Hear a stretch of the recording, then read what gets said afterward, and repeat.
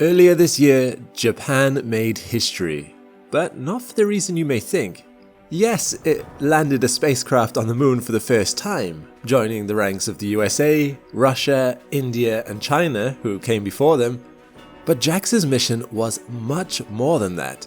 They achieved such a precise landing on the moon, it would be the equivalent of successfully shooting a skin cell from London to Cairo and having it land on a specific grain of rice. In the run-up to the launch, it was this insane ambition of precision engineering that had everybody talking. Once JAXA touched down, the headlines back on Earth shifted. Nicknamed Moon Sniper for its stealthy precision, its whole mission was mainly to demonstrate how precise of a landing we can now pull off. As such, the tiny spacecraft was not meant to survive the extreme conditions of a lunar night, and yet, somehow, it has survived 3. Baffling scientists, this resilient craft kept waking up and sending back data and images from the lunar surface. Oh, and it's also upside down. I'm Alex McColgan and you're watching Astrum. Join me today on this topsy-turvy ride as we dive into the details of JAXA's first moon landing, what has kept the Moon Sniper functional through 3 lunar nights, and how much pinpoint landings will change the future of lunar exploration. The Smart Lander for Investigating Moon, also known as SLIM or Moon Sniper, is a small, lightweight spacecraft about the size of a passenger vehicle. Its mission is to analyze the composition of olivine rocks near the Scioli crater, some 200 miles south of the Sea of Tranquility, where Neil Armstrong took his famous small step. This landing zone stands on ground ejected by the nearby crater, giving researchers a chance to study lunar rock without having to drill. By analyzing the rocks there, JAXA hopes to learn more about the moon's origins, interior, and formation. SLIM also carried 2 tiny lunar excursion vehicles, LEV-1 and LEV-2. They were designed to deploy from SLIM and gather some of their own data and photos. Beyond its scientific aims, SLIM is also a showcase of the latest in engineering and mission operations.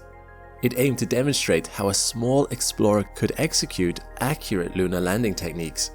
This would accelerate the study of the moon and other planets by using a lighter, more precise exploration system, able to land in treacherous, rocky terrain too difficult for larger crafts. To understand why this is a big deal, it helps to have some historical context. The first thing you have to know is that only about 43% of lunar landings are successful. Past lunar missions faced huge limitations in landing accuracy, mainly constrained by technology and the lunar environment. For example, it took the Soviet Union a dozen attempts before they finally landed Luna 9 on the moon. Similarly, NASA's Ranger series took 6 tries before achieving success. The absence of an atmosphere on the moon means that landers rely solely on engine thrust for descent, complicating the ability to adjust trajectories accurately during landing. The craft must touch down at near zero speed to ensure no instruments on board get damaged from the impact. Every single Apollo mission landed dangerously close to rocks, craters, or slopes that could have caused serious damage, with very limited ability to make adjustments in real time. The Apollo missions also all landed on the near side of the moon, close to the equator, and in almost perfect lighting conditions, to make touchdown as safe as possible. The downside of this, though, is that NASA was always sending spacecraft to the same patch of moon, meaning actual exploration of the surface was limited to this specific landing zone. If we could make a spacecraft capable of landing in a super precise landing zone, we could send it to explore whatever and wherever we like. Scientists would be able to carry out targeted studies of different rocks and soil types without relying on rovers to travel long distances. This reduces mission complexity and cost, while opening avenues to explore new lunar regions. Moon Sniper's mission cost $120 million. For comparison, The 4 lunar rovers built for Apollo 15, 16 and 17 cost $38 million to develop back in 1972, which would be about $286 million today. More recent rovers, such as the Chandrayaan-2 and Chang'e-4, cost about $141 million and $180 million respectively. And this is exactly what researchers are working on, with excellent progress. A landing footprint, also known as a landing ellipse, is the area of uncertainty of a spacecraft's landing zone on an astronomical body. Back in 1969, Apollo 11's targeting ellipse was 18.5 kilometers by 4.5 kilometers.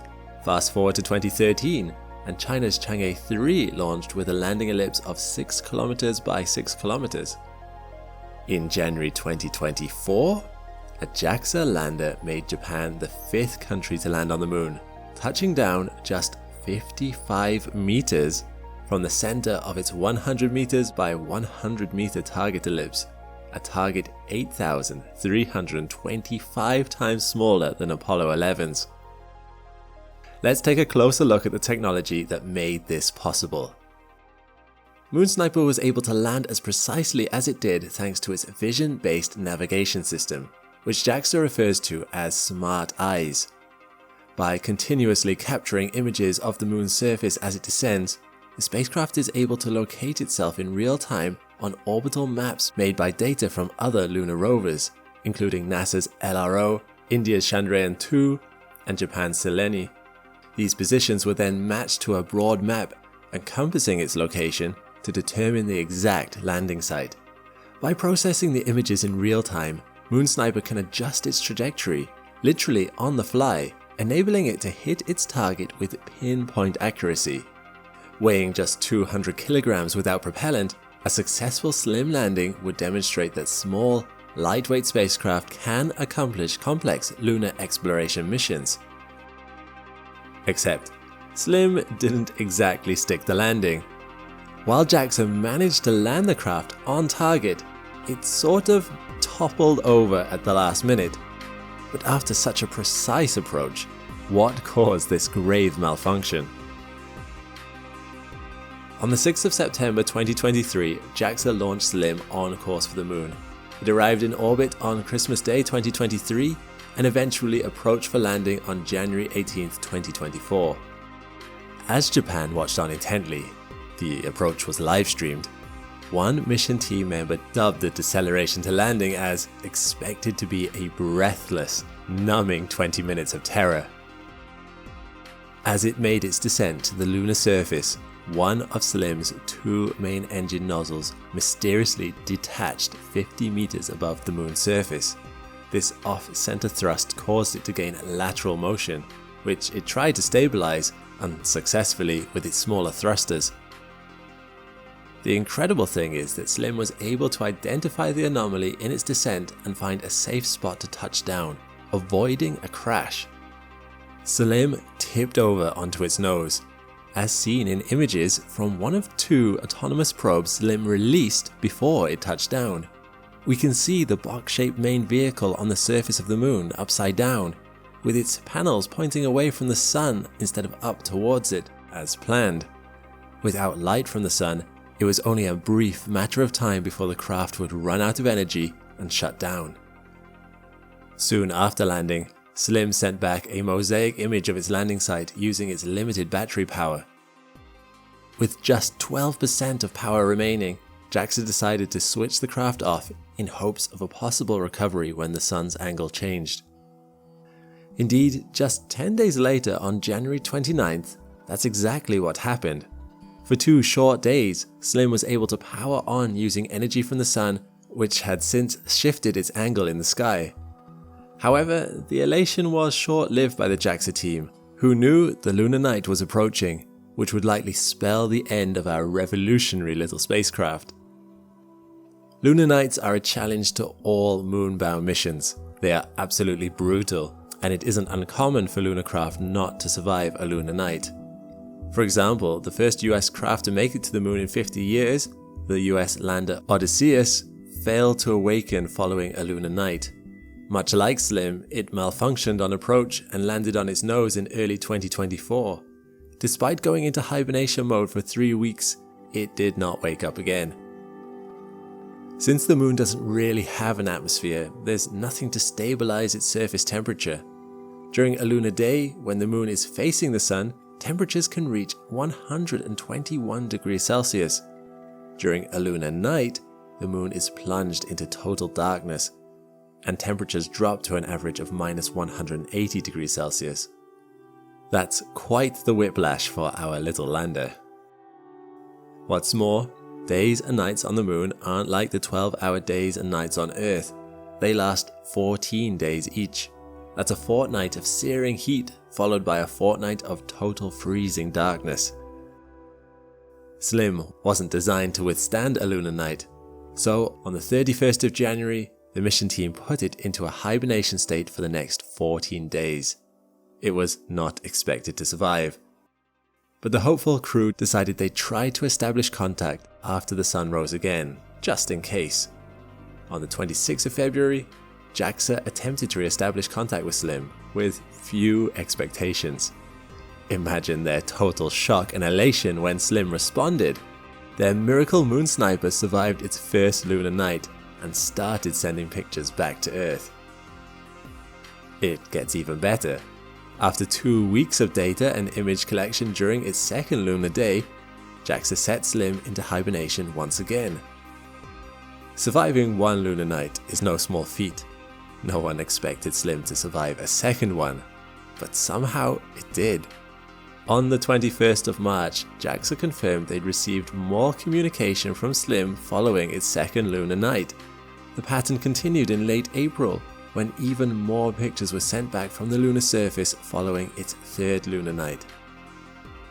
Slim had totally defied the odds, maintaining its functionality through intense levels of heat and cold, which could destroy most electronics not specifically designed for these conditions.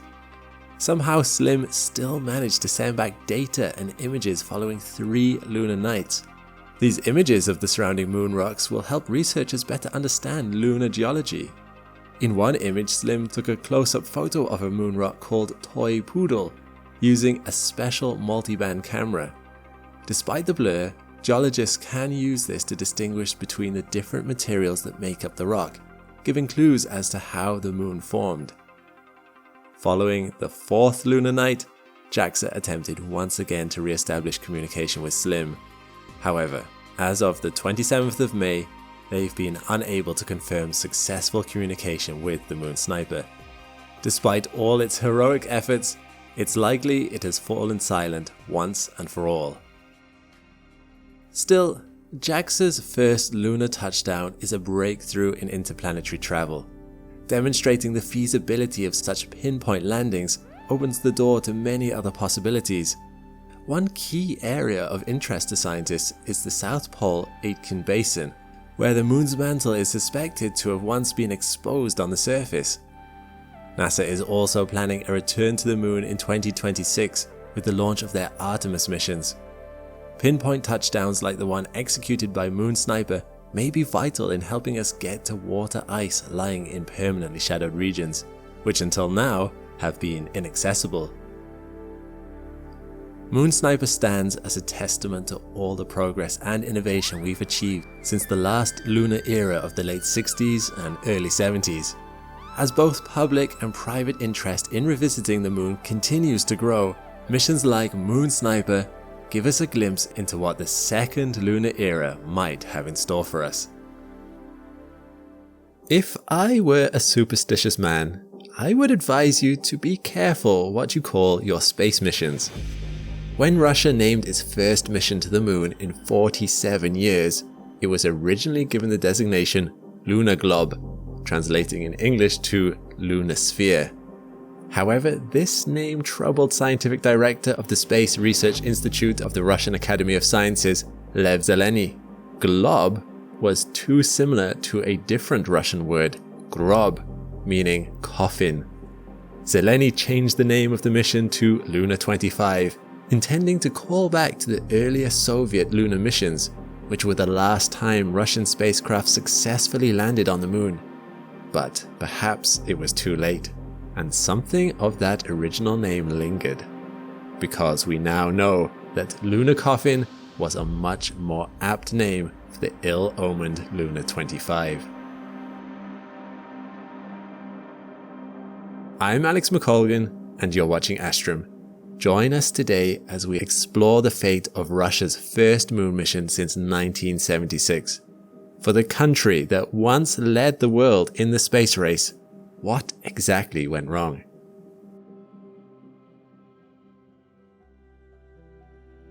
Although we often look at NASA or ESA missions here at Astrum, Russia's space program has historically been quite the powerhouse.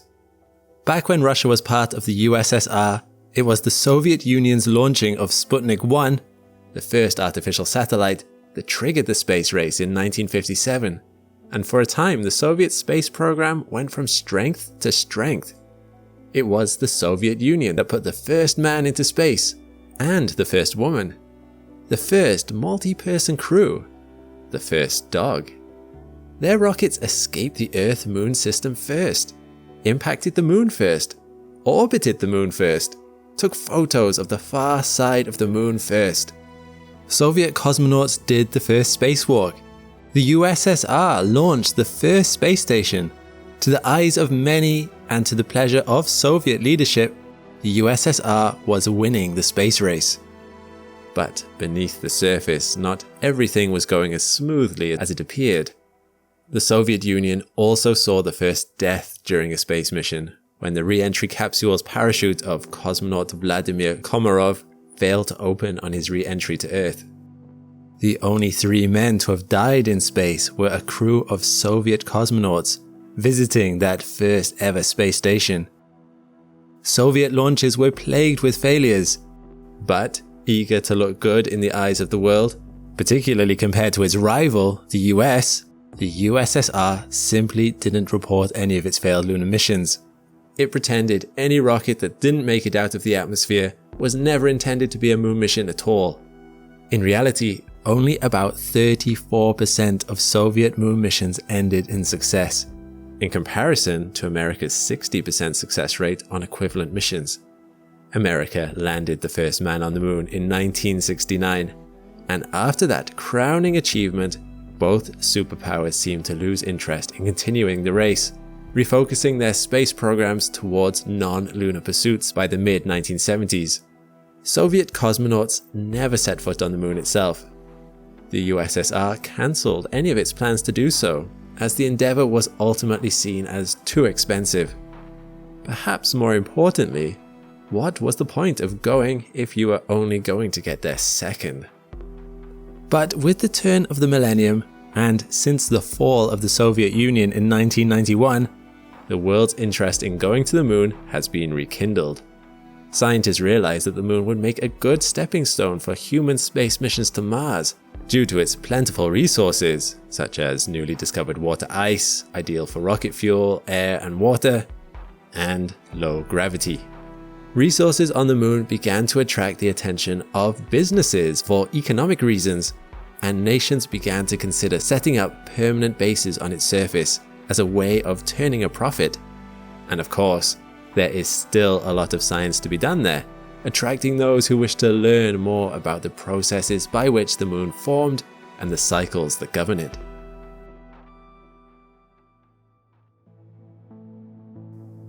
Russia's old rival, the USA, rose to dust off their space programs. America started its Constellation program in 2005, declaring their aim to go back to the moon.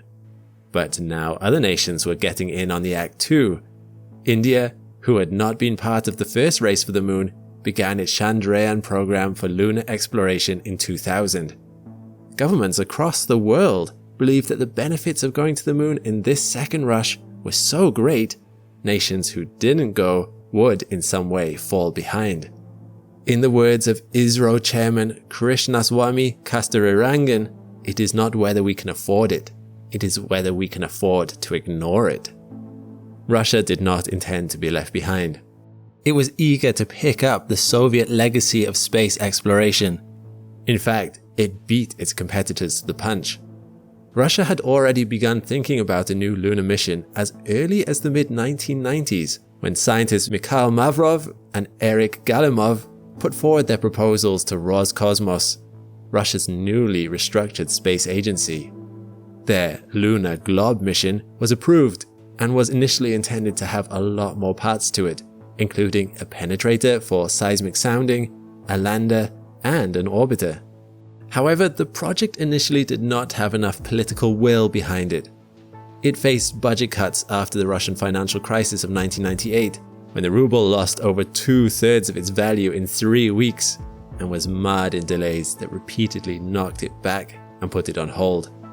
The penetrator and orbiter were scrapped, leaving just the lander, as the plan for the mission was reimagined to make it more economical. Russia wanted to be a nationally recognized player in the space game, but didn't want to spend massive amounts of its budget on the plan. In 2005, Russia only invested 20 billion rubles, or about $700 million in its space industry, compared to the USA's $15.6 billion. One way to work around this was to collaborate with other nations. Russia initially tried to work with India on the Chandrayaan-2 mission in 2007. Luna 25 would fly with India's orbiter and be the mission's lander. However, this low spending ultimately punished them, and Russian scientists were unable to get the lander's technology working in time for the initial 2013 launch date. India eventually abandoned the collaboration and completed Chandrayaan-2 on their own. Russia was left trying to get Luna 25 to the moon's surface solo. India's Chandrayaan-2 lander crashed into the moon. But India was eager to try again with Chandrayaan-3. This set Russia and India on a course from collaborators to competitors. Both Russia and India were interested in the moon's south pole, where Chandrayaan-2 and others had confirmed through spectrometry the presence of water ice. Luna 25 and Chandrayaan-3 were now racing to be the first lander to successfully touch down on the moon's south pole and potentially discover that water ice. However, Russia faced a new problem: the invasion of Ukraine in 2022. Western countries were outraged at Russia's decision to attack its neighbor and came together to impose massive sanctions. Not only was this painful economically, but one vital element of these sanctions was a ban on the trade of high-end computer chips and components. These would prevent Russia from developing high-precision ballistic rockets for use in its military, but hit Russia's lunar goals too. European scientists began ending their collaborations with Roscosmos. In an interconnected world where Russia traded for much of its high-end components, Russia would now have to go it alone. India completed Chandrayaan-3 and launched it on the 14th of July 2023, a mission we covered in greater detail in a previous video. However, the route that they took to the moon was a fuel-efficient, but time-inefficient one. It would take over a month to actually arrive on the moon's surface. India estimated a touchdown date on the 23rd of August. If Russia really hurried, it could complete its lander and arrive before India by taking a shorter, more fuel-intensive route using Russia's powerful Soyuz 2.1B rocket. The Luna 25 mission had, by this time, been delayed from 2021 to 2022 and then to 2023. In a bad stroke of luck for Russia, its BIB navigation sensor didn't pass quality tests. This was problematic, as the BIB sensor relied on a computer chip normally supplied from the West, a chip that Russia could no longer purchase due to Western sanctions. So Russian scientists had to develop a new one on their own, the BIAS-L. Luna 25 was cleared as ready to launch on the 11th of August 2023. It had 8 Russian scientific instruments on board, including laser mass spectrometers, infrared spectrometers, cameras for imaging the lunar surface, and even a device for measuring dust and micrometeors. Luna 25 would operate on the moon's surface for a whole year, enduring the freezing cold of lunar nights and the intense solar radiation of lunar days. It had the potential to do some good science, The Soyuz rocket was powerful enough that it would get Luna 25 to the moon's surface by August 21st, 2 crucial days before India's lander arrived. Russia would indeed win the race against its rival.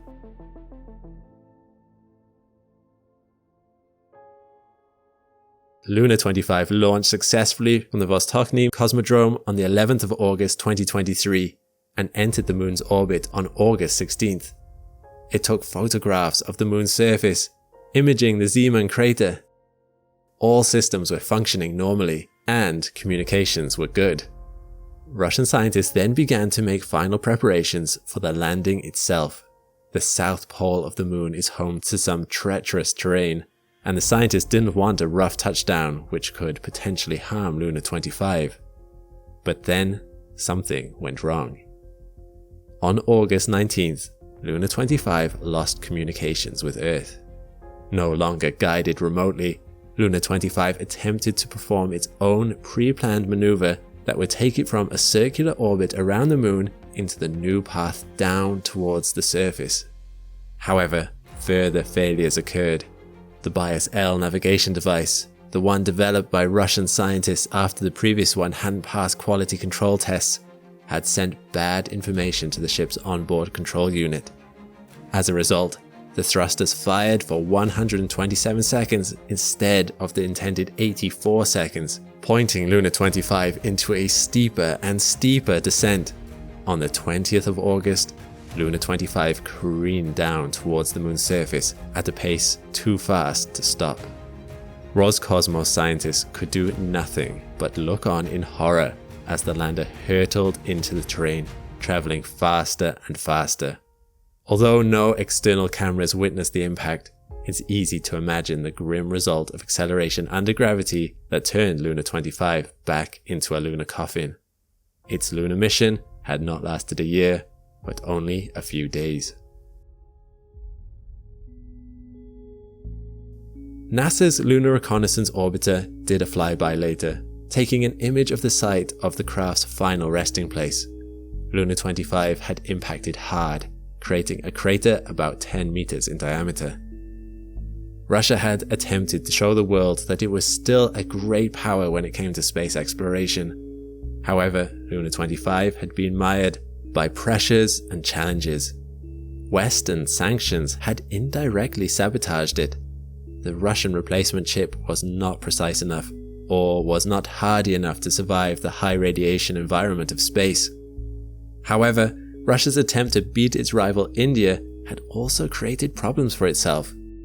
When I learned about its arrival date being 2 days before India, it reminded me of a similar time when the Soviet Union's Luna 15 mission crashed into the moon only a few hundred miles and on the same day as Apollo 11 landed. Luna 15 had been tasked with collecting moon rocks, the same as the astronauts of Apollo 11. And although it was unmanned, if America's mission had failed, it would have been a point of pride to the Soviet Union that Luna 15 had managed to steal Americans' thunder. This was political point scoring. The Soviet Union didn't want to just get to the moon. It wanted to get there first.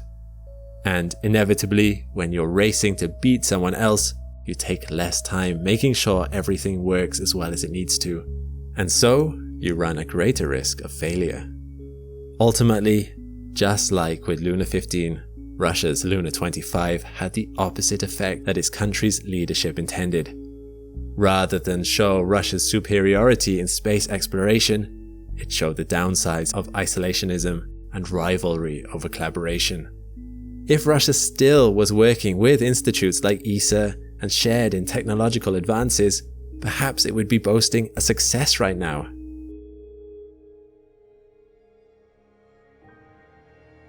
In many respects, it's a tragedy. Perhaps this can one day change. The future of mankind seems pointed towards the stars. If we are to thrive out there, it will be because we as a world work together. The tragic fate of the Luna 25 mission can and should be a learning experience, not just an embarrassing footnote in history, but only if the right lessons are drawn from it. Pride is not always a good thing. rivalry can leave us isolated when we don't need to be, and can prevent us from thinking things through. Although it's unlikely, it would certainly be nice if our efforts to prove our superiority to each other could finally be put to rest, buried in a frozen coffin on the lunar surface. The Moon. Earth's natural satellite, orbiting approximately 384,000 kilometers away. A celestial object that scientists have studied for thousands of years, using its regular motions to mark the passage of time in calendars. Its dependable rhythms helped ancient civilizations to track when to plant crops, and its waxing and waning phases cemented the moon's place deep in the heart of symbol and tradition. It's a wonder, a necessity, and a curse. While the moon's desolate beauty has captured the vision of poets, it also brings desolation. There is one lunar rhythm that is not helpful to us, a 19-year cycle that brings unexpected floods and ruin. And NASA scientists are worried that in the middle of the 2030s is about to hit its hardest yet. For ecosystems that are adapted to it in the right way, this won't be a problem. But how adapted are we? I'm Alex McColgan and you're watching Astrum. Join with me today as we learn about the innocently named lunar nodal cycle and why we need to start developing a much better understanding of the fluctuating behavior of our moon if we are to protect ourselves against its dangers. Much like the sun, the moon is an inescapable part of life on Earth. The moon has an immense impact on our planet. You likely have already heard how its cycles influence our wildlife, affect our climate, and create tides. We tend to imagine that the moon and the Earth's gravities cause them to circle each other in a relatively stable, synchronized harmony. But, as is so often the case, nature is not as simple as we imagine it. Instead, every 18.6 years, the moon's orbit undergoes a subtle revolution, a shift in its alignment between us and our sun that causes high tides to grow even higher, tipping us over the edge into dangerous flood territory. But let's delve into what this subtle revolution is. Its name is the lunar nodal cycle, or the precession of lunar nodes. This complex name refers to a specific feature of the moon's orbit of the Earth. You likely know that every 29.5 days, the moon orbits the Earth. However, this orbit is not flat, or to be more specific, there is a 5-degree difference between the angle of the moon's orbit and the ecliptic plane, the 2D plane on which the Earth orbits around the sun. For half of the month, the moon is slightly higher than the plane of the ecliptic. For the other half, it drops below it. Naturally, this means that there are two crossover points, or two nodes, an ascending node and a descending node, that mark the point where the moon goes from one side over to the other. And it is these nodes that move over the course of the 18.6-year cycle, slowly rotating around the planet in one complete revolution. The nodes themselves are what causes the problem. To understand why, let's recap what we know about tides. You may already be familiar with how the moon's gravity pulls the Earth's water towards it, causing a bulge in sea levels on the side closest to it that we call high tide. You likely also know that this happens on the side of the planet furthest away from the moon. Rather than being caused by gravity, this second bulge is caused by centrifugal forces, as the Earth and the moon's gravitational pull on each other causes them to behave like two dancers holding each other by the arms and spinning across the dance floor. While it's mostly the moon moving, due to the Earth being much more massive, the Earth is also swung around a little. The water behind it is thus trying to fling off into space through its raucous spinning, causing the second high tide. The sun also has a role to play in tide formation, albeit to a lesser degree. It's a bigger mass, which would cause a greater pull if it were closer, but its further distance means that the sun's effect is only 1/3 as big as the moon. When the moon and the sun are aligned, we get extra large tides called spring tides. This happens 6 to 8 times a year. When not aligned, they partially cancel each other out, causing smaller tidal extremes known as neap tides. So now consider the influence of lunar nodes on this tidal tug-of-war. During spring tides, the pull of the sun and the moon working in unison causes the highest tides and the largest risk of floods. However, the sun and the moon are never more aligned than they are at a node. During the rest of each 9.3-year phase, they are not quite tugging in the same direction, so tides are more temperate. At a node, that's where things get more serious and risk of floods become highest. The last time this alignment occurred in September 2015, the UK and the US both issued major flood warnings to its citizens. In September itself, there were floods, albeit minor ones, but it was only when heavy rain combined with the strength of the lunar nodes a couple of months later that the real damage was inflicted. In the US, in October, South Carolina saw flash flooding that caused property damage and people having to be rescued by emergency services. At the end of December 2015, the UK was hit by some of the worst floods it had seen in a century. Combined with the power of Storm Desmond, flooding and storm damage caused an estimated £1.3 billion in damages. These floods can be highly damaging, but that in and of itself doesn't completely explain NASA's worry for the upcoming alignment in mid-2030. There is an extra element at play beyond the regular rhythm of this rising flood risk we have been seeing through the course of human history. Unfortunately, the next node's alignment with the Sun promises to be particularly devastating. The danger is that this phenomenon is combined with an already strained system, even more strained than it was in 2015. Climate change has resulted in steadily rising sea levels. When the next node aligns with the Sun in the mid-2030s, this will likely lead to a dramatic increase of floods on planet Earth. Worryingly, a new study led by NASA's Sea Level Change Science team predicts that almost all US mainland coastlines, Hawaii, and Guam will have a huge leap in flood numbers when this happens. Some predictions claim this node alignment could cause 4 times the amount of flooding from one decade to the next, which will damage infrastructure and change our coastlines around the world. This means human life will inevitably be affected by these floods, impacting shelter, clean water supplies, electricity, as well as the increased risk of waterborne disease outbreaks like hepatitis A and cholera. Plus, the receding floodwater can create stagnant pools of water where mosquitoes gather, which can spread other diseases like malaria. This has a knock-on effect on economic issues, as these natural events can make coastal life unaffordable, with increased cost of insurance on these homes, or an inability to find insurance at all, which could cause a reduction in asset value in the community. Consequently, this lunar nodal cycle will damage the quality of life in coastal communities, where infrastructure may not be rebuilt or adapted to this force of nature.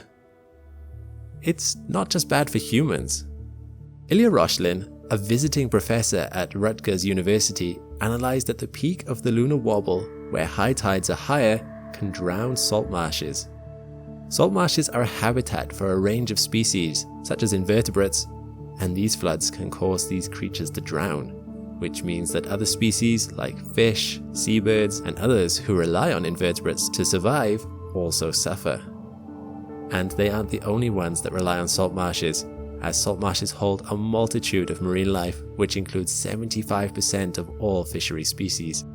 This means that the lunar wobble impacts the food chains of humans and animals, causing disturbances to their natural habitat and impacting their populations.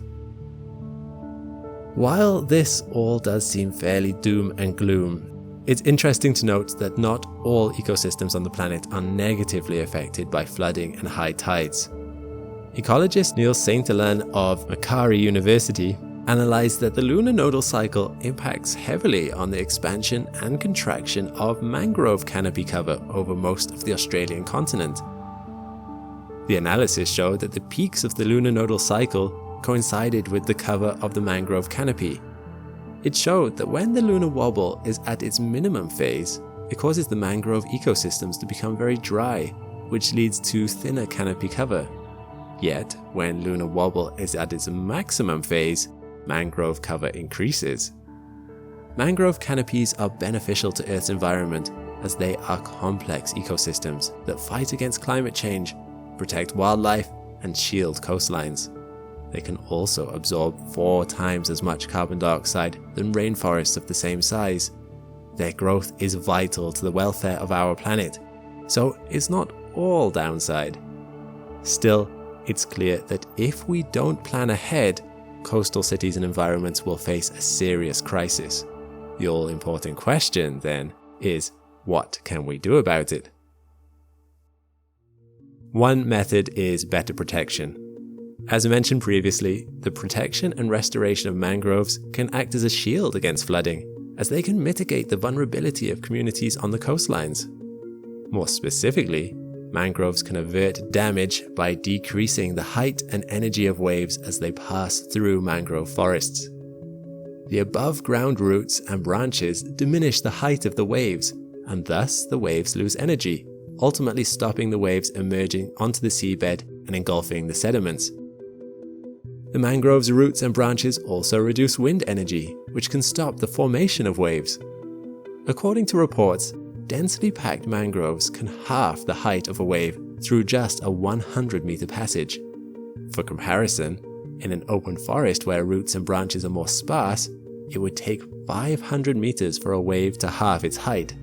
So, preservation and reforestation of these mangroves or plants with a similar capability can become a great shield against upcoming floods.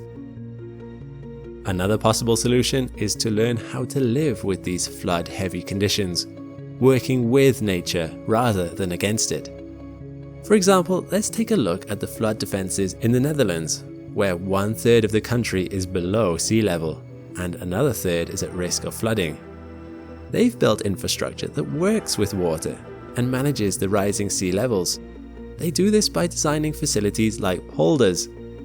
Polders are bits of land below sea level that have been reasserted from a body of water. It's always fully or partially surrounded by an embankment to keep the water out that comes from either the sea or a river. These polders offer a network of drainage canals and pumps to manage water levels by disposing of excess water and running water back to the sea or river to make sure that the water doesn't run over land. Polders can be used to protect houses, farms and factories, and thus are used a lot around the country. The Netherlands also built dams and utilized sand dunes to create ways to stay dry in their swampy land. This shows that there are ways in which we can observe nature and live alongside it. So, the bad news is, behind its ethereal beauty, our moon hides a power that, if just so combined, is set to overwhelm humanity's coastal settlements. However, there's always a bit of good news too, as knowledge is a power of its own. By understanding our plight, we can look for solutions, both among already existing ideas and ways forward that have yet to be discovered. If we are to endure what is coming, it's high time for us to use our innate creativity and drive to adapt and survive, to work with our planet rather than against it. On the 4th of March 2022, a mysterious rocket booster crashed into the surface of the moon. This event was watched by the scientific community, who had been tracking the booster since 2015 while it silently orbited our planet. When it crashed, it formed a strange double crater that defied precedent or obvious explanation. However, other watchers were more curious about its origin. Who had launched it? No nation claimed to have done so. My mind when I heard about this was immediately caught up in the idea of secret government programs or shady corporations launching pirate satellites for a quick profit. But as I delved into it, the origins of this mystery rocket actually opened my eyes to an unexpected issue, one that was deeply troubling. It speaks of an era fast incoming, where rather than space being a place of peaceful exploration, it might be rife with danger and conflict. Hopefully this is something that can be avoided, but the first step is to understand what is happening up there. I'm Alex McColgan and you're watching Astrum. Join with me today as we learn the likely origins of this rocket and the unsettling implications its existence casts on space exploration in general. To begin with, figuring out the origins of the rocket booster, known as WE0913A, is actually one of the simpler aspects of this mystery. And no, it's likely not the jettison from a secret government program. While admittedly, I don't have insider knowledge about the classified space programs of all the nations around the world, it turns out secret space launches are surprisingly difficult to achieve, making this explanation unlikely. This is because, for the last 70 years, after the invention of the intercontinental ballistic missile, countries have become very invested in knowing when other countries are launching rockets. The great fear during the Cold War was that America and Russia would send nuclear missiles at each other. As such, it was a matter of survival for each to know what the other nation was doing. They did this with radar, but also with spy networks. When Russia launched Sputnik 1 in 1957, American intelligence already knew about it, even if they didn't pass this information on to the American people. But since then, radar systems and satellites have become so good, they are able to spot launches within minutes.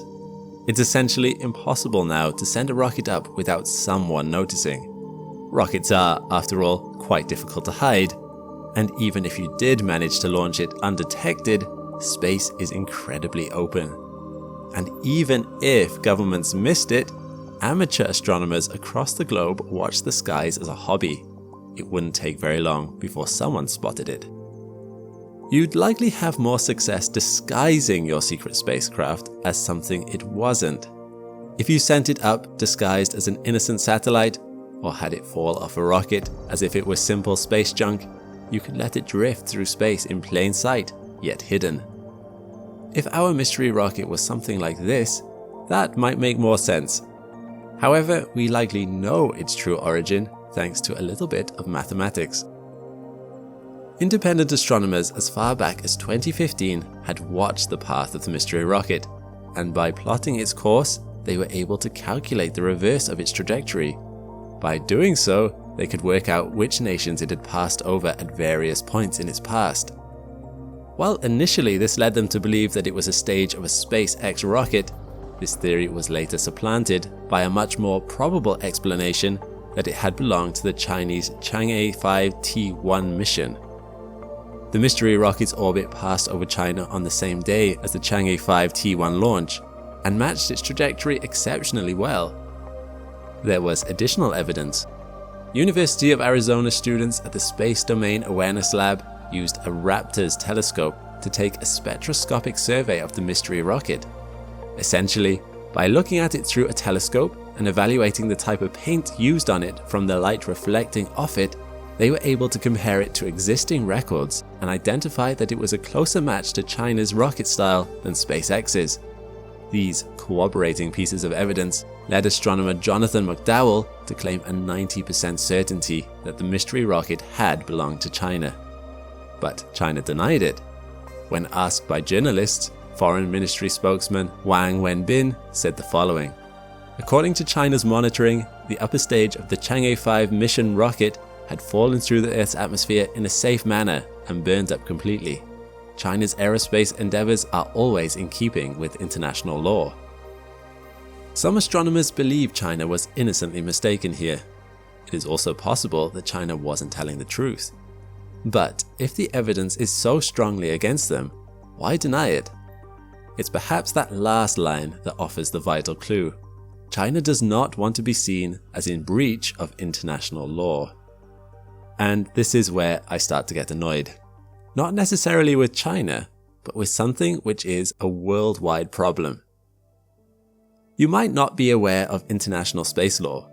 It does actually exist, although it is a little patchy. It is made up of a number of treaties that various countries have signed and ratified over the years, such as the Rescue Agreement, highlighting nations' responsibilities to help astronauts in distress if they are able, or the Outer Space Treaty of 1963, which enshrines in international law the right of all nations to explore space, makes states responsible for all space-related activities of their citizens, and maintains that space objects like the moon should only be used for peaceful purposes. It is the treaty that forbids any nation from placing nuclear weapons in space, which is probably why there are no orbiting satellites with nuclear weapon platforms up there today, ready to rain down destruction on the planet. It makes states liable for damages that they cause in space, and requires them to avoid harmful contamination of celestial objects. It's likely this last article that China is trying to not run afoul of. While there was likely little harm done by the mystery rocket crashing into the moon, it's not a good look to accidentally lose track of your rocket stages and have them crash into things later. If any bacteria were on the rocket, that could cause contamination. Even worse, if the rocket part had crashed into a satellite, or if there one day ends up being lunar bases on the moon and the rocket part had hit one of those, then it would have meant China had broken international law. But why do I suggest that this will lead to an era of conflict? After all, while it's disappointing, it's certainly not that surprising a nation would try to hide things to get ahead or to avoid looking bad. And I take issue with more than just the fact that there's an increasing amount of space debris circling in space, although this is becoming an increasing problem. No, the true cause for alarm is the fact that space law is so unregulated that a rocket's origin was a mystery in the first place. International law is currently insufficient to ensure the peaceful exploration of space in the years to come. What exists is noble, but rife with holes and ambiguities. Let's take, for example, the Outer Space Treaty, one of the foundational treaties for the peaceful use of space, signed by 117 countries around the world, including the US, China, Russia, and essentially anyone else with a space program. It states that outer space is not subject to national appropriation by claim of sovereignty, by means of use or occupation, or by any other means. But this is actually being somewhat ignored. How does this idea square with the desires of an increasing number of nations to set up bases and mine places like the moon? If you set up a base on a planet or moon, that certainly sounds like you're trying to stake a claim to at least part of it, which sounds a lot like sovereignty. Claiming resources certainly appears to me to be appropriation. The US Artemis Accords, signed by 23 countries now, attempts to get around this by having signees legally state that they're not appropriating any of the resources they extract from the moon, but other nations claim that this is nonsense. The American interpretation has been perceived by some as just a new version of the enclosure movement of Britain in the 18th century, where Britain just claimed land as its own. Depending on which legal interpretation is carried out in the end, there is a risk that any nation that attempts to claim resources from the moon might be in breach of international law. But clearly, this is not slowing anyone down. Furthermore, consider the Outer Space Treaty's article about space being a place for peaceful purposes. No nuclear weapons or weapons of mass destruction are allowed in space. However, this applies only to weapons of mass destruction, which leaves a lot of wiggle room for weapons of middling destruction or lower. And such ideas are being currently explored. In 2003, a full 40 years after the Outer Space Treaty was signed, the US Air Force proposed an idea of placing 20-foot-long tungsten rods, nicknamed rods from God, into orbital launchers that could fire them from space. These falling rods would drop at speeds reaching Mach 10, hitting with the force of a small tactical nuke, but without the radiation, would launch far less detectably than a missile, arriving in half the time, and would be almost impossible to defend against. Fortunately, rather than rods, it was the idea that was dropped as it was too expensive, but not because it encroached on international law. With civilization's increasing reliance on satellites for business, communication, banking, navigation, and a host of other applications, weapons in space are becoming increasingly common. Satellites are increasingly becoming a point of vulnerability in a nation's security. Various nations are developing anti-satellite missiles, or defenses against ASAT missiles to threaten others' interests and defend their own. This is a complex issue, but one that carries unexpected dangers. Space conflict of this kind is not as intuitive as you might think. When Russia tested one such ASAT missile on a test satellite of its own, it sent thousands of pieces of debris into orbit around the planet.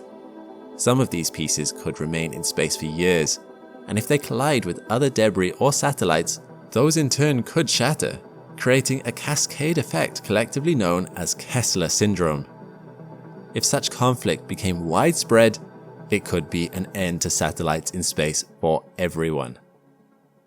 Interestingly, Russia and China have pushed for a treaty known as PAROS that bans all weapons in space of any kind, but this has been stonewalled by the US, who favor the approach laid out by US President Theodore Roosevelt: speak softly and carry a big stick. Arguably, some force in space might actually be necessary, adding to the complexity of the situation. To say that there is a lack of trust between the big superpowers at the moment might be a bit of an understatement. Beyond that, in January 2018, a US company called Swarm was denied permission by the US Federal Communications Commission to launch 4 satellites. Swarm went to India and launched them anyway, without government approval. There were legal ramifications for this. The FCC later fined Swarm $900,000 for their actions, but it sets a concerning precedent as space becomes more and more available for companies with large wallets and few scruples. It may one day become profitable to participate in illegal space ventures. Some degree of policing, with some degree of force to back it up, might become necessary to protect the interests of legitimate or scientific spacefarers. Sadly, as has been noted by many analysts, there is a perceived preference from countries on all sides towards rules that promote freedom for their own actions while curtailing the activities and aspirations of others. And yet, space needs greater global regulation. If the nations of the world can't agree on some kind of framework for ongoing exploration, there is a risk that space exploration becomes a Wild West, rife with conflict, and with the more noble aim of scientific advancement left by the wayside. This would be a waste, as with a little extra work, international law could become robust enough to prevent this. What has been agreed so far shows promise. One treaty, known as the Moon Treaty, lays out the environment of the moon as the common heritage of mankind, to be used only for peaceful purposes, and only to be exploited at the careful agreement according to an international regulatory regime. However, not many nations have signed up to this treaty. None of the nations that have their own significant launch capabilities, such as the US, Russia, or China, which leaves this treaty largely ineffectual. There so far has not been any agreement on what this regime would look like, nor what the common heritage of mankind actually means. If space is going to be a safe place for future generations, this needs to change. More discussion needs to happen on these topics to rein in future illegal activity or escalating space-based arms races. Groups that send rockets into space need to keep track of them. Ultimately, the nations of the so-called civilized world need to come to more agreement on these issues. At the end of the day, we don't want to live in a world where we have mystery rockets crashing into the moon. We want to live in a world where space is appreciated for its alien beauty, where its dangers and mechanisms are purely natural and understood, and the moons and planets out there can be explored peacefully and fairly, rather than fought over and ultimately destroyed. Maybe, as a people, we need to grow up not just technologically, but civilly too. Humanity has always loved new frontiers. In the 16th century, when Christopher Columbus first sailed to America, thousands of Europeans embarked on a perilous 6-month voyage across dangerous oceans to follow him. When they arrived, they knew that there would be none of the trappings of European civilization waiting for them. They would have to farm, build shelters, and work hard just to survive. Many didn't make it, either dying in the crossing or in the years after arrival. But it didn't stop more from coming. It couldn't. The call of the new frontier was too strong. Fast forward to the 21st century, and before us lies a new frontier: space. Despite its beauty, it is the most hostile environment imaginable. Space will burn you to death. It will freeze you. Its radiation will kill you. The changing gravity will crush you or waste you away. Not even breathable air can be taken for granted. Yet, this frontier is calling to us. Perhaps it highlights something within human nature that we would strive to go to such a desolate place. Maybe we relish the challenge. There is something that speaks to certain souls about going somewhere hostile and deadly and building something warm and safe there. Or maybe it's curiosity. There is so much to learn about the universe around us. And while looking at photographs and measuring conditions through instruments is interesting, there is nothing quite like experiencing a place, a phenomenon, a wonder of the universe firsthand. Plus, being physically present opens up whole new avenues of science. And so, humanity's sights are set on the other planets in the solar system.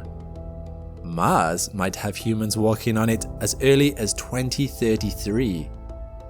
But it begins with the moon. The Artemis mission intends to get humans back to the moon by 2024. Through doing so, it will develop new technology and explore technical frontiers currently uncharted. The technical expertise gained from this enterprise will enable scientists to create spaceships capable of carrying human life to the wider solar system. It begins with the moon and with Orion 1. I'm Alex McColgan and you're watching Astrum. Join with me today after the recent successful splashdown of the first crewable spacecraft to travel to the moon and back in nearly 50 years. This mission will open the doorway to distant planets. So what did it do over the course of its nearly 26-day journey? The answer to that gains us a fascinating insight into how close we are to having a human on the moon once more. Orion 1's journey to the moon and back started at Launch Complex 39B at the Kennedy Space Center in Florida. The atmosphere there was tense but excited. This was an important mission. It had been nearly 50 years since the conclusion of the last space race. But just like that previous one, America is not the only one trying to get to the moon's surface. The Chinese National Space Administration landed a rover on the far side of the moon in 2019. And they have recently developed a rocket, the Long March 9, that could potentially carry a human to the moon in the 2030s. NASA is nothing if not competitive. They hope to be the first ones back up there. For that to happen, Orion 1's mission would need to go well. The journey was planned to be a complex retrograde orbit, meaning traveling in the opposite direction to the moon's orbit of the Earth, swinging around the moon 3 times, 2 of them close flybys. But this was no mere attempt at threading the celestial needle. More than flying accurately, Orion 1 would be testing out the various onboard systems needed to support human life on such a journey. Many pieces had to be working perfectly. A single failure could be fatal for anyone on board. Of course, Orion 1 was not carrying human passengers for this trip. That would be for the later Artemis 2 mission. That said, there were passengers of a different sort. Introducing Commander Munikin Campos. Munikin Campos is a mannequin dummy filled with radiation sensors designed to record the levels of cosmic exposure astronauts might experience inside Orion 1's crew module. The name is a reference to Arturo Campos, an electrical engineer who helped save the Apollo 13 mission by designing a fix after its oxygen tank ignited. Which is a nice nod. I do love the name Munikin though. Munikin was accompanied by 2 other mannequins built for a similar purpose, but for different body types and genders. As female astronauts are going to be heading into space as part of later Artemis missions, it's important to see how space travel affects them specifically.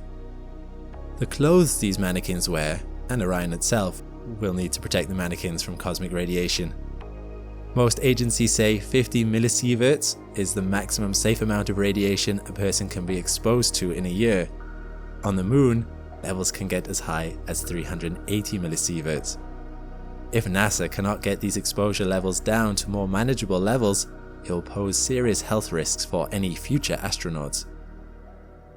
Orion 1 launched. This was the maiden voyage for both it and the rocket carrying it.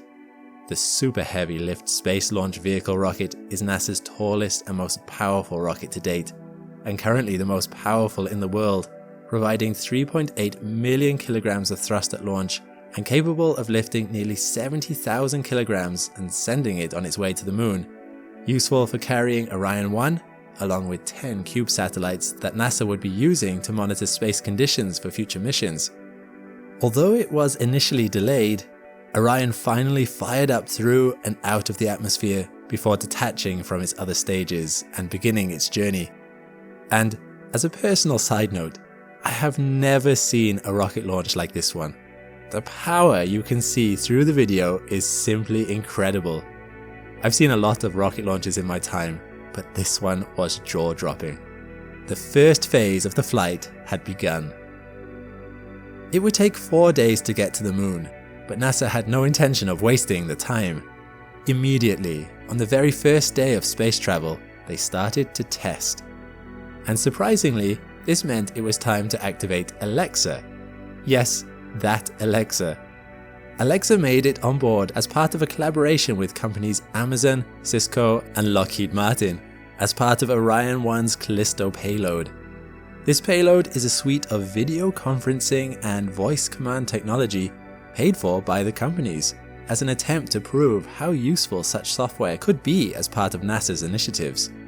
Technicians on Earth were able to call Orion 1 and speak to Alexa, getting her to access information on telemetry and flight status. It's an intriguing use of the technology being showcased. One day, just like in sci-fi, perhaps all of spaceship control will be voice activated. On the third day of Orion 1's journey, once some course adjustments had been made and it was well on its way towards the moon, Orion 1 performed a visual examination of itself. There was always the risk of micrometeors hitting Orion 1's surface, and taking these photos would allow NASA to confirm the extent of the damages caused by this potential cosmic threat. It was a reminder of one of the potential dangers Orion 1 would face. Fortunately, while results are still being analysed, it seems that micrometeor impact damage was minimal on this trip. In those first days of travel, Orion 1 took images of the planet Earth, shrinking the further from it the spacecraft travelled. It also started looking ahead. This first lunar flyby was an important one. Orion 1 would be travelling over sites visited by its predecessors, such as Tranquility Base, where Apollo 11 landed, or the sites of Apollo 12 and Apollo 14. Travelling close to the lunar surface would be a good dry run, excellent practice for any future missions where they need to drop off cargo or personnel. However, it also demonstrated one of the most important, repeatedly tested aspects of Orion 1's flight, its autonomy. For 15 minutes, the moon's mass would block out communication with Earth. NASA is deeply concerned with astronaut safety. As such, they have worked hard on developing backup systems into Orion 1 for what would happen if ever Orion 1 lost contact with Earth and had to navigate on its own. You can't just access Google Maps when you're traveling 8,210 kilometers an hour, over 370,000 kilometers from Earth. Although they did test GPS connectivity while they were on this mission, just in case. Like sailors traveling across the seas in ancient times, Orion 1 would need a compass to help it find its way. Its method for doing this was actually very like those sailors. Orion 1 can navigate by using the stars. The spacecraft comes equipped with an optical navigation camera designed to be able to use the position of the stars to track its position, orientation, and motion in space at any time by comparing what it sees with onboard digital star maps.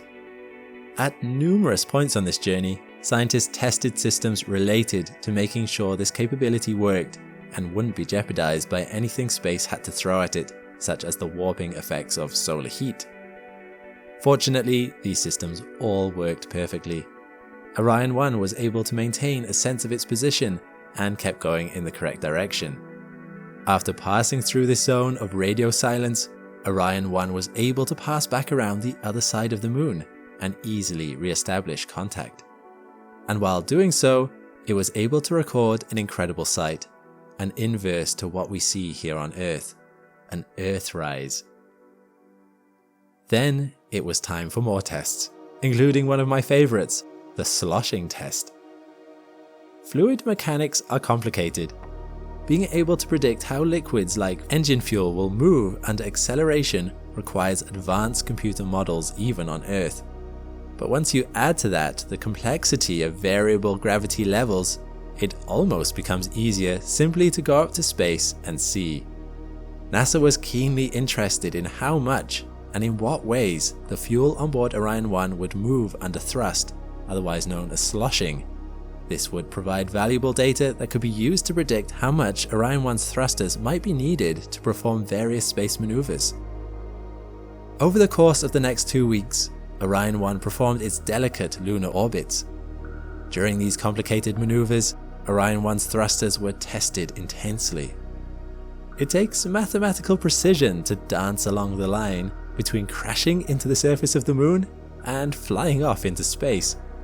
Without thrusters that performed exactly as needed when needed, Orion 1 would not have enough fuel to complete its trip, even with the extra supplies it carried. As it happened, Orion 1 performed more efficiently than expected. Its thruster burns were exactly what NASA had hoped.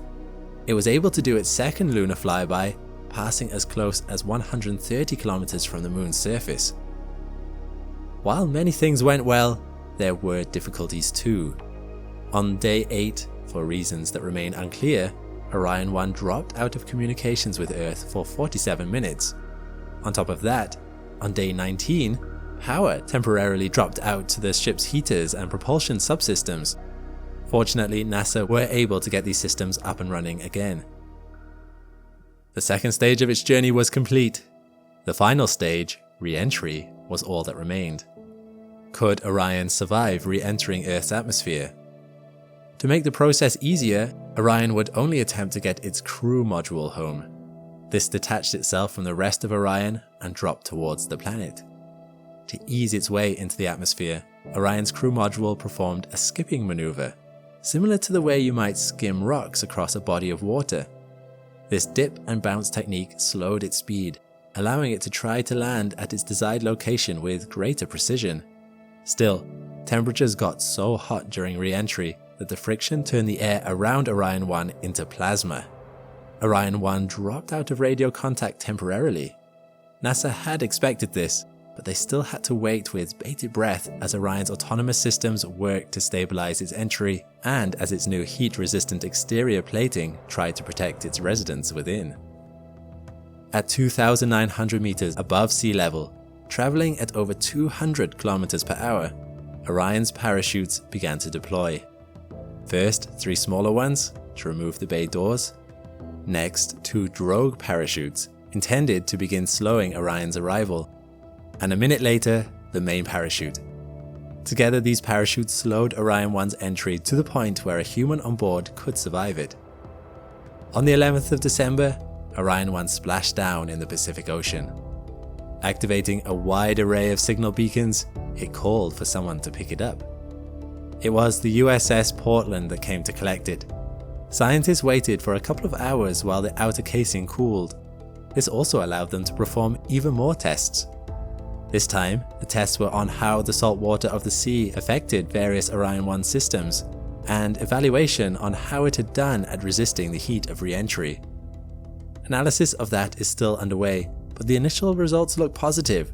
The passengers within were not cooked by the 2,800 degrees Celsius re-entry temperatures. We are also waiting on NASA for data from the radiation sensors on the mannequins themselves. But they had done it. They had run their race. The data the Artemis 1 mission had generated would be instrumental in allowing NASA astronauts to stand on the surfaces of worlds other than our own again. Humanity's quest to reach ever further frontiers continues. For Orion 1, its part in this ever-developing journey was complete. The Apollo program. An iconic part of human scientific history. To this day, we have never beaten some of the landmarks set by the Apollo missions. It is still the only program to get a human beyond a low Earth orbit. And with recent efforts being made by some nations to return people to the moon by as soon as 2024, it seemed like a good idea to look back at mankind's first giant leap to visit our closest neighbor. But what drove humanity to visit the moon in the first place? And what did we learn once we were there? There's a lot to discuss. The program consisted of 12 crewed flights and over a dozen unmanned ones. There were challenges, breakthroughs in technology, triumphs, and tragedies. I'm Alex McColgan, and you're watching Astrum. Join with me as today we explore the first steps in getting a man on the moon with the Apollo program, the intro to this new series I'm planning on this incredible group of missions.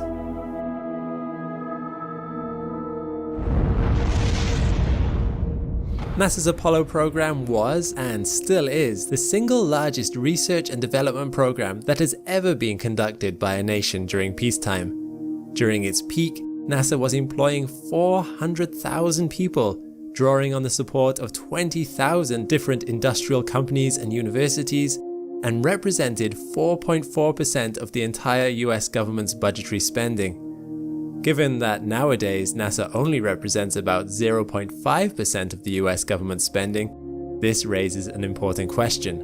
Why was the US so focused on achieving this goal? Firstly, we must understand a little of the context that led up to the creation of the Apollo program, and that begins with understanding the Cold War. In the aftermath of World War II, tensions began to rise between the two global superpowers, the United States and the Soviet Union, who each wanted to prove that their nation was superior. This was more than a rivalry between two nations striving to compete, however. Due to political differences, each saw the success of the other as a threat to their very way of life. America was worried that if the Soviet Union did too well, it could be the end of capitalism and democracy, while the USSR was concerned that if it didn't do better than America, it could spell the end of the communist dream. Each side viewed the other with deep suspicion, and each was adamant that they wouldn't be left behind.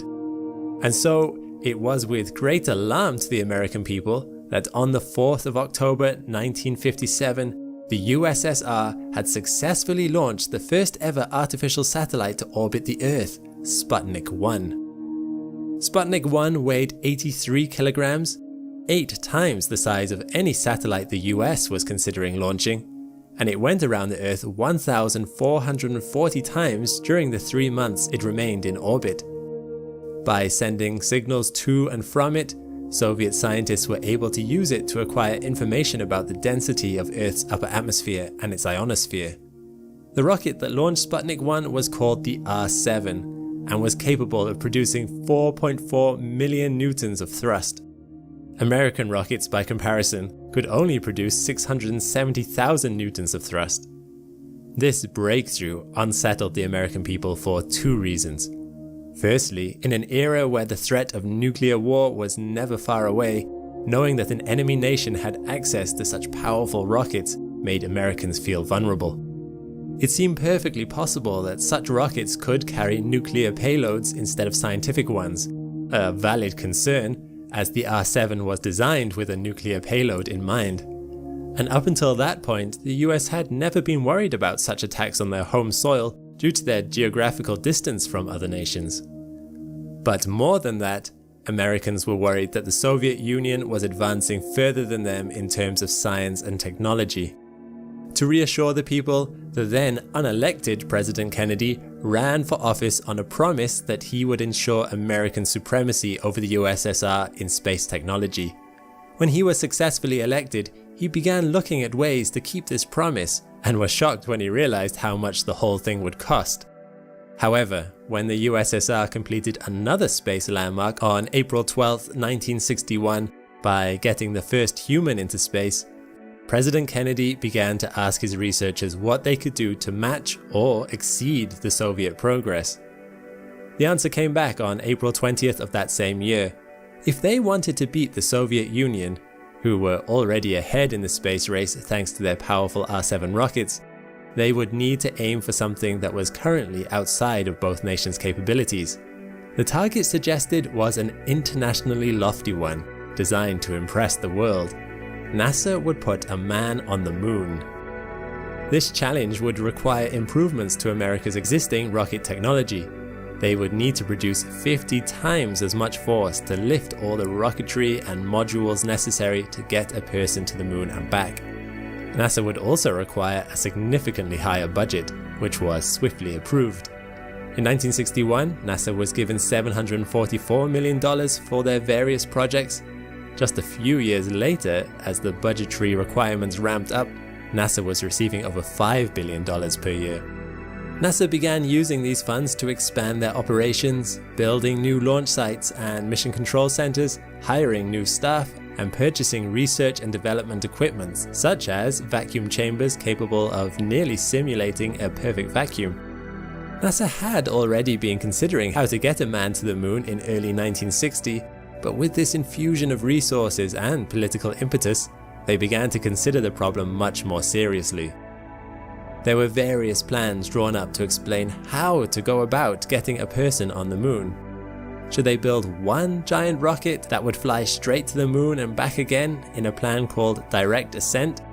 Or maybe instead an Earth orbit rendezvous might be a better option, where over the course of up to 15 rocket launches, various spacecraft parts could be carried up to and assembled in space. There were various difficulties with these plans. Firstly, a rocket just flying straight to the moon and back again would be extremely heavy and would need incredible lift. It would have to carry enough fuel to exit both the Earth's and Moon's orbits, and this much extra weight was even further beyond the USA's rocket capabilities. The second idea, namely the Earth orbit rendezvous to build a rocket in space, was problematic too.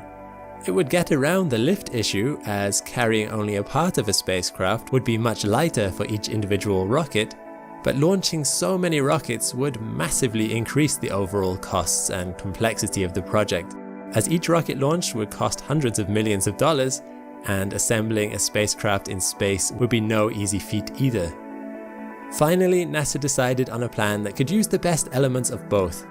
Their idea was to create a rocket that would come apart, with a mission plan they called the Lunar Orbit Rendezvous.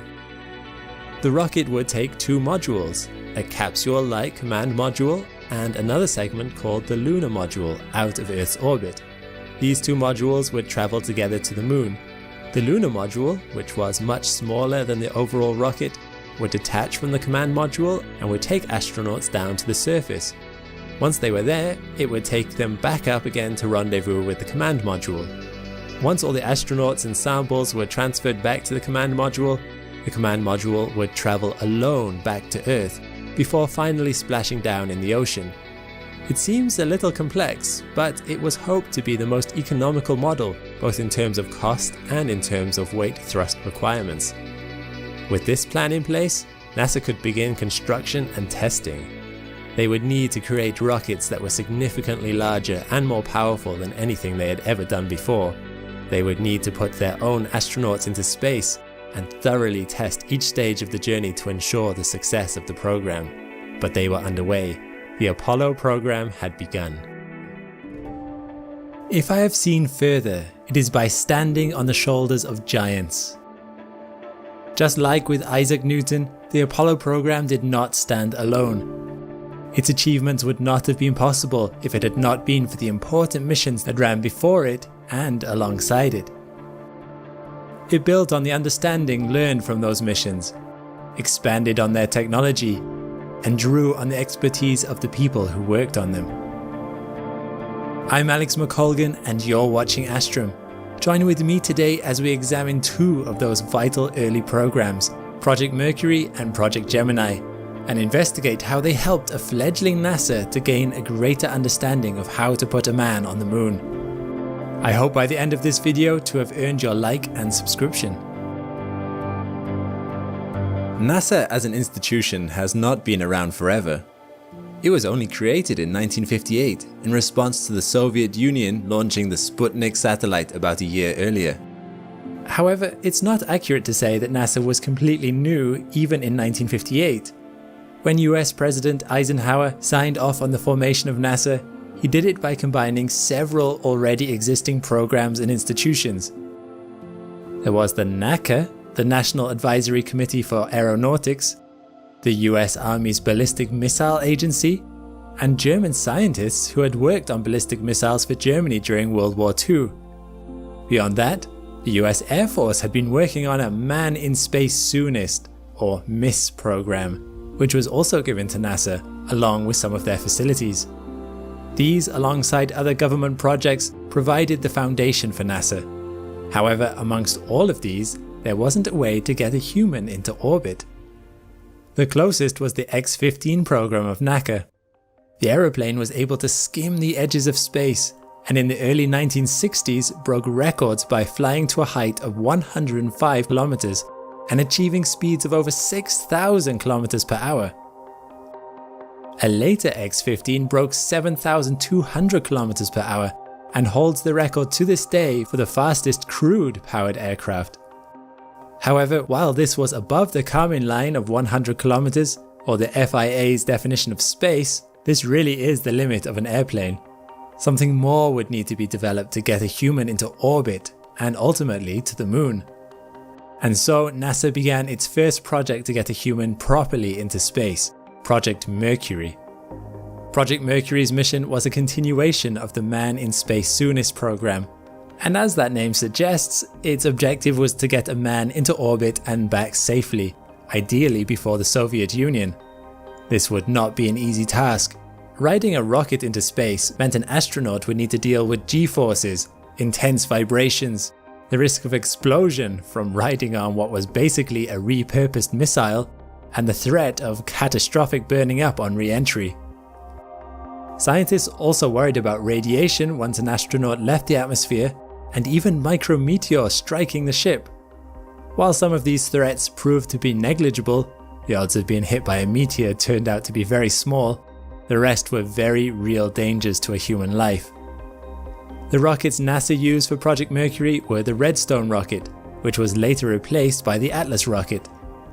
Both of these rockets were originally designed as missiles. The Redstone was a direct descendant of the German V2 rocket developed for use in war.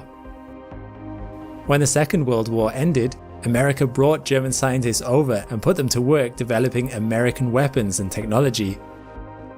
Werner von Braun, a German scientist brought over in this way, became a chief engineer at NASA, and was instrumental in helping develop the rocket technology for Project Mercury and later Apollo. The idea was for a launch vehicle to carry a pod up to a height of 161 kilometers, shedding boosters and unneeded sections along the way. The pod would orbit the Earth, getting as high as 280 kilometers at the highest point in its orbit, before using its boosters to re-enter the Earth's atmosphere. After surviving the frictional heat of re-entry, which got as hot as 1,600 degrees Celsius, parachutes would open and slow the pod's landing in the ocean, where it would be retrieved. Boosters would need to jettison at the correct time to keep the weight down.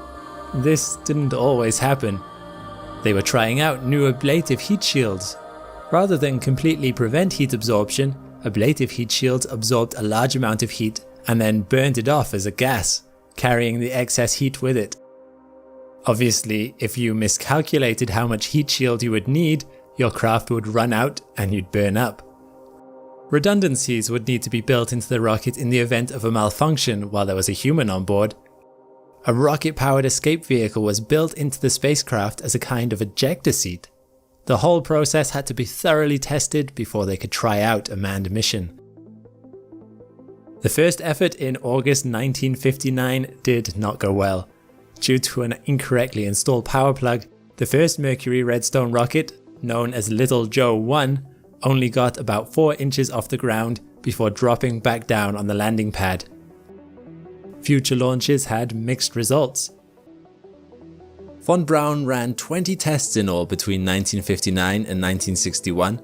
Most of these tests were not crewed, except for a few where trained monkeys and chimpanzees occupied the pod. Von Braun wanted to be absolutely sure of success before allowing a human to go up in one of his rockets, While his caution was excellent scientific practice, it came at a price. In April 1961, Russia beat America to the punch by successfully launching astronaut Yuri Gagarin into orbit, making him the first man in space. Von Braun's first human launch came 1 month later with astronaut Alan Shepard, although this was still only a suborbital flight. 2-0 for the Russians. They got the first satellite into space and now the first human into orbit, and the US was worried. Project Mercury ended up launching 6 human flights, 2 on Redstone rockets and 4 on Atlas rockets, all of which were successful. And although they didn't get into space soonest, as had been their goal, they learned incredibly important things about launching rockets, enduring space, and surviving re-entry. However, when NASA announced the Apollo program in 1960 with its intention to reach the moon, it became clear that far more knowledge would be needed. Mercury had seen its final mission put an astronaut in space for a day and a half, but a trip to the moon and back would take 8 days. Also, NASA decided the best way to get to the moon would be to use the lunar orbit rendezvous method. The plan required them to perform perhaps the most difficult maneuver in space travel, docking with another object in orbit. They hadn't even achieved this around Earth yet, let alone the moon.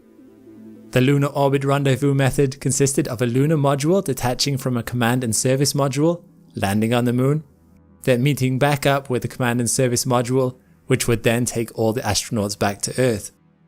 Astronauts would also need to practice doing spacewalks, in case work on the outside of a spacecraft became necessary during transit. And finally, more practice would be needed with re-entry techniques, particularly touching down at a pre-selected location on land, although in the Apollo missions this last idea was dropped.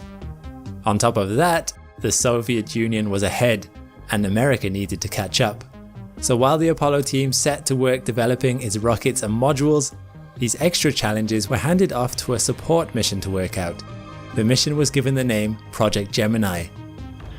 Project Gemini, which launched 12 missions between 1961 and 1966, built on the foundations of Project Mercury. The Gemini capsule was essentially a larger version of the one used on Mercury, now able to hold a crew of 2. The rocket used was a Titan II, another adapted military missile redesigned for a new purpose of discovery. Gemini also saw an expansion on that technology. For Project Mercury, the Mercury spacecraft could do little to redirect itself once it made it into orbit. If a space rendezvous was going to happen, this would need to change. The Gemini spacecraft was given an orbit attitude and maneuvering system to allow it to change its orbit and orient while in space. The Gemini spacecraft was also developed to be able to support a crew in space for longer. By the launch of Gemini 5, astronauts were able to spend an entire week in space. To play it safe, in later flights this time was extended to 14 days by Gemini 7, 6 more days than would be required for a trip to the moon. While there was a lot of success with these missions, there were some scares too. Neil Armstrong flew on Gemini 8. The purpose of this mission was to meet up with and dock with an uncrewed Agena target vehicle which had been launched earlier. The first part of the mission went smoothly, with the docking being a success. But while Armstrong and his co-pilot David Scott were still in the target vehicle, they noticed that the ship had started spinning in space. This could be catastrophic. If the spinning ship hit their Gemini ship while the two attempted to undock, it could cause fatal damage to their craft. Furthermore, they were not exactly sure why the craft was spinning. If a thruster was firing when it shouldn't be, then it would be using up valuable fuel that was needed to orient themselves for the correct way for re-entry. If they were not facing the right way, the heat shield would not protect them from the incredible heat generated. The 2 astronauts worked quickly, and by firing one of the opposing thrusters, they were able to slow the 2 crafts enough that they were able to get back into the Gemini craft and just about undock safely. They realized then that it had been one of the Gemini craft's thrusters that had been firing. Both astronauts were close to passing out. However, they managed to fix the fault, and using the re-entry thrusters, Armstrong calmly got the craft back under control, stopping its tumble. He managed it with only 30% fuel remaining. Moments like this reinforce the importance of being able to perform EVAs, or extravehicular activities. And so, Gemini also saw missions where astronauts practiced going outside of their spacecraft to perform checks. Buzz Aldrin set the record for this, performing a 5-hour 30-minute spacewalk, proving that, with proper rests, work outside of a spacecraft was indeed possible. This also gave engineers ideas on ways they could make it easier, such as installing handholds at certain places on the craft. All in all, it was through the work of Gemini and Mercury that the foundation was laid. Thanks to the discoveries made on both of these programs, NASA was making strides in its objectives to reach the moon. It also started to close the gap between it and Russia. It would now be up to Apollo to take the last steps. Thanks for watching. This video was in part made possible by all the Astronauts on Patreon. If you think these videos add some educational value to the world and want to give them more stability than the algorithm, you can become a paid member on Patreon to contribute towards their creation. When you join, you'll be able to watch the whole video ad-free, see your name in the credits, and submit questions to our team. Just sign up with the link in the description. Once again, a huge thank you from myself and the whole Astrum team.